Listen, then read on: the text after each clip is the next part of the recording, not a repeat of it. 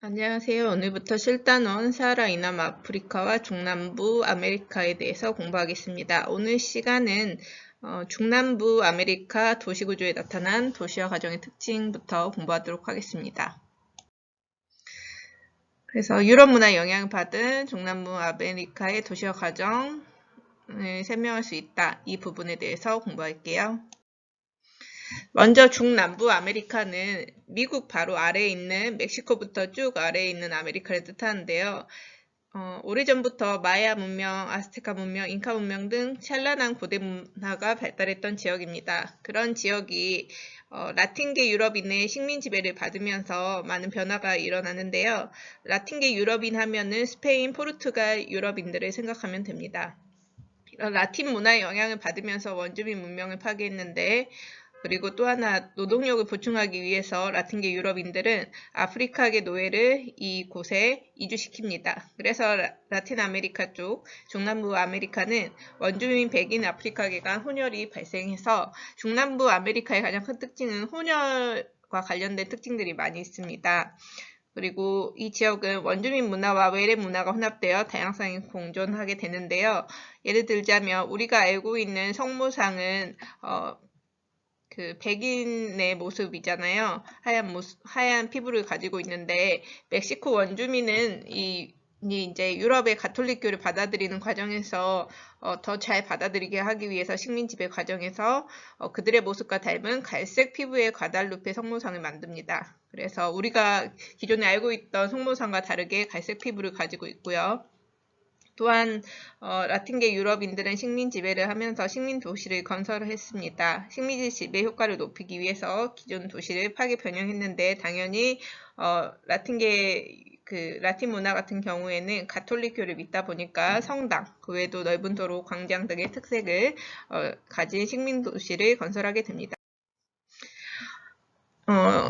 이 라틴 아메리카, 중남부 아메리카에서 가장 큰 특징이 인종입니다. 다양한 인종이 섞여 살기 때문에 인종을 알아야 되는데요.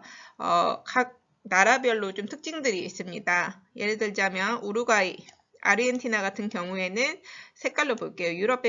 유럽계 백인들이 많이 살고 있죠. 그 이유는 이 나라들이 온대기후로서 따뜻하니까 백인들이 식민 지배하러 와서 가장 본인들도 살기 좋은 곳에 많이 살겠죠. 그러다 보니까 이 나라들의 유럽계 백인이 많은 편이고 브라질에서도 유럽계 백인이 비중이 가장 높은 편입니다. 그 다음에 브라질에서 2위인 혼혈, 보라색 혼혈 같은 경우도 전반적으로 보면 보라색이 많이 보이죠. 중남부 아메리카 전반적으로 이렇게 혼혈이 보라색이 가장 많이 띈 모습을 볼 수가 있습니다.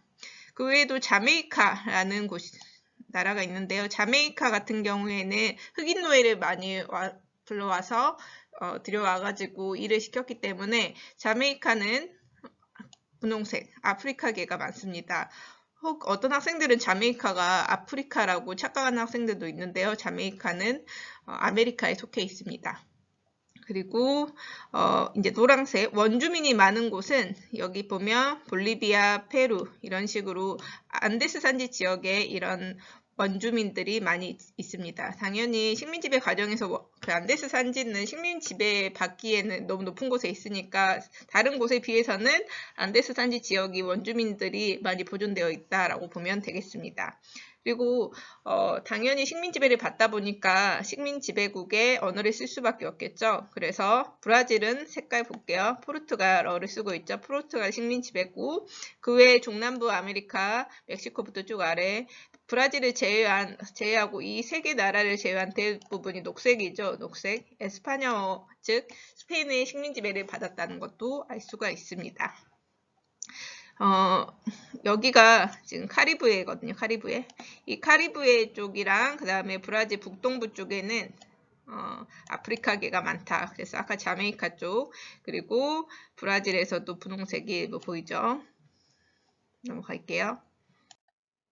그래서 브라질 같은 경우에는 혼혈, 유럽계, 백인, 아프리카계 등 다양한 인종으로 축구 국가대표만 보더라도 구성되어 있고 아르헨티나는 온대기후라서 따뜻해서 백인들이 많이 들어왔다고 했잖아요. 그래서 유럽계 백인 비중이 높은 편입니다. 도시화 과정을 보겠습니다. 도시화 과정을 보면은 약 80%로 경제 발전 수준보다 높은 도시화율을 띠고 있어요. 많이 도시로 몰려갔다는 거죠. 그리고 사망률도 감소하고 이렇게 백인이 도시로 유입되고 대규모 이촌양도가 일어납니다. 촌락을 이동해서 도시로 향한다는 뜻입니다. 그래서 촌락을 떠나서 도시로 가기 때문에 급격하게 도시화가 됩니다. 근데 도시로 갈 때 어떤 도시로 많이 가느냐? 수도, 식민도시, 대도시 중심으로 가게 됩니다. 그래서 그쪽 중심으로 산업화와 경제성장이 이루어지고요.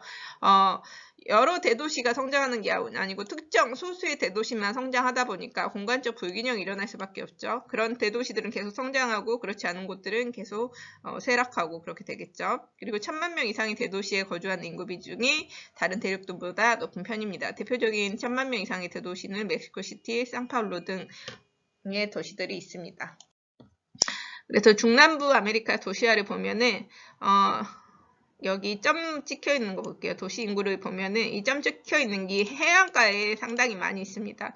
이 식민지배를 받으면서 들어온 이 식민지배를 한 유럽인들이 여기서부터 이제 식민지배를 시작하겠죠. 해안가부터. 그리고 뭐 여기에서 물건을 수출하고 수입하기도 편하기 때문에 이 해안가 쪽에 인구가 많이 생길 수밖에 없었어요. 그리고 아까 말했던 도시화율 같은 경우에는 아르헨티나, 우루과이 같은 경우에서 온대 기온이 따뜻하잖아요. 사람이 살기 좋으니까 도시화율이 높은 편이다라는 것을 볼 수가 있고요.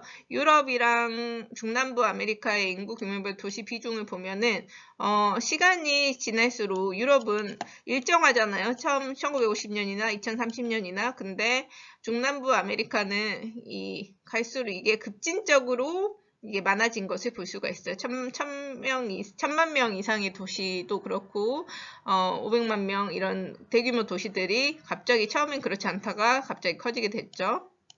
그래서 유럽은 점차 도시화가 진행됐지만 중남부 아메리카는 급하게 진행됐어요. 그러면 당연히 천천히 도시화가 이루어진 곳이랑 급격하게 도시로 사람들이 몰리면서 도시화가 이루어진 곳이랑 비교했을 때 당연히 급속한 도시화가 더 문제가 많겠죠. 사람들이 몰리면서 환경 문제라든지 교통 문제, 그다음에 집값이 오른다든지 이런 다양한 문제들이 생길 수밖에 없겠죠. 그 도시 문제는 다음 시간에 공부하도록 하겠습니다.